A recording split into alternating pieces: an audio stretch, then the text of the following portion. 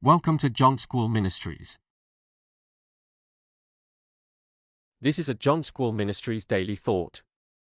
BBC Retrospective by Walker von Krieg, John School Editor-in-Chief. First, get rid of the negatives and solve the problems. Essentially, stop the bleeding. Roy Baumeister, University of Queensland. During the 1970s and the 1980s, I carried in my kit a multiband radio that I used to tune to the BBC Worldwide News Service when I was in places where I could not pick up news from American Forces Radio Service. And sometimes I listed to both for things that might not be carried by the other. By the time of the Falklands War, my view of the reliability of the BBC had begun to change. Over the years, they had grown more and more left-leaning. Striving to serve Christians with a proper perspective that promotes a Christian worldview is not easy, especially when we have to contend with so much fake news these days. To say we consume much time considering things that never get reported is an understatement. Wrongful reporting causes many headaches separating the truth from falsehood. Our desire is to be a lighthouse on the dark and stormy sea of life in today's world.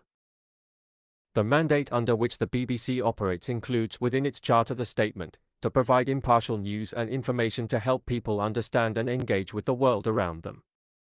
They describe themselves as impartial and independent, neither of which is true today.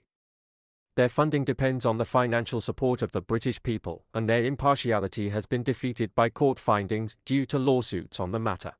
Soon after the massacre of the 7th of October 2023, I read an article, published by the New York Post, that had the headline, "Several BBC reporters taken off air for alleged pro-Hamas posts." I did not believe the article. I knew the BBC reducing staff as they reorganized. The BBC also lost a number of prominent personalities over the issue of their salary having been made public, revealing the British people had been ill-used.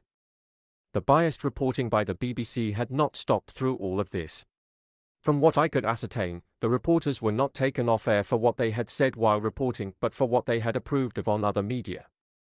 There was no red light to bias reporting. Just prior to their action, Jewish reporter Noah Abrahams quit the BBC because they refused to call Hamas terrorists, which is what they are.